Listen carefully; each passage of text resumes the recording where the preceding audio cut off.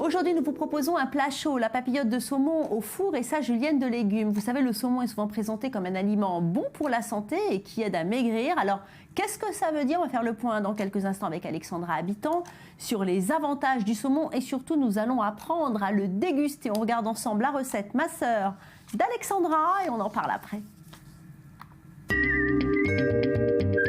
Bonjour, aujourd'hui je vous propose une recette facile à réaliser, une papillote de saumon et ses légumes de saison.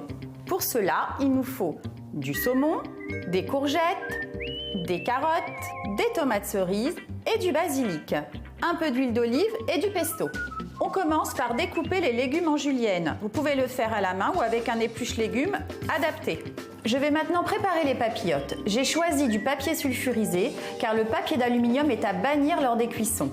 Alors ces papillotes sont très simples à réaliser. Vous prenez les légumes découpés en julienne, le saumon, du pesto, une tomate cerise et du basilic pour l'arôme. La touche finale, huile d'olive, fleur de sel et poivre. Maintenant, je vais fermer la papillote. Je vais rabattre les deux côtés. On maintient. On ferme comme un bonbon. Alors, mes papillotes sont prêtes.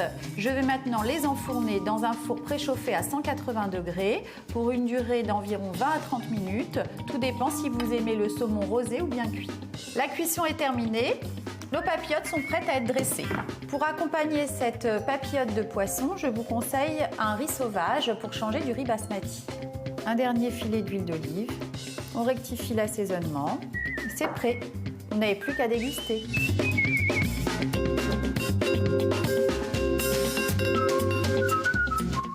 Bonjour Alexandra, bienvenue. Alors pourquoi avoir choisi cette cuisson en papillote? Eh bien, c'est une cuisson qui est très intéressante au niveau diététique, Valérie. C'est une cuisson qui ne nécessite pas beaucoup d'ajout de matière grasse pour ceux qui le désirent. Donc c'est intéressant pour les personnes qui souhaitent surveiller leur taux de cholestérol et de triglycérides. Deuxièmement, c'est une cuisson qui permet, comme c'est une cuisson à l'étouffée, de conserver les vitamines. Et les saveurs. Et les saveurs, tout à fait.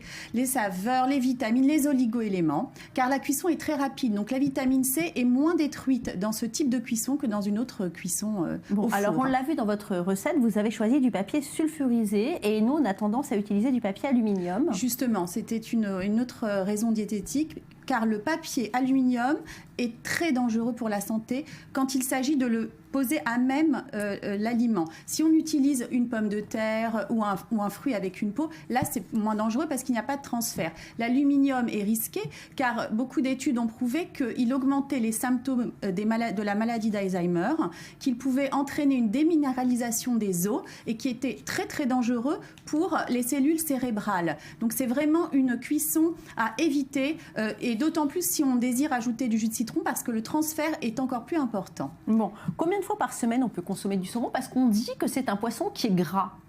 Effectivement, mais c'est du bon gras, il y a des oméga 3 dans le saumon. Je recommande toutefois de ne pas dépasser 3 fois, car le problème c'est qu'on trouve souvent du saumon d'élevage, et d'ailleurs il faut choisir un saumon 3 fois par semaine. 3 fois par semaine. Un saumon avec un bon label, c'est très très important, parce que c'est là où on saura si le saumon a été correctement alimenté. Et pour justement, lorsqu'on veut privilégier les saumons sauvages, ce n'est pas tellement mieux, parce qu'en fait, les saumons peuvent récolter du mercure. Donc c'est pour ça qu'il ne faut pas en consommer trop. Il faut vraiment varier son alimentation. Merci Alexandra Habitant. Avant de nous quitter,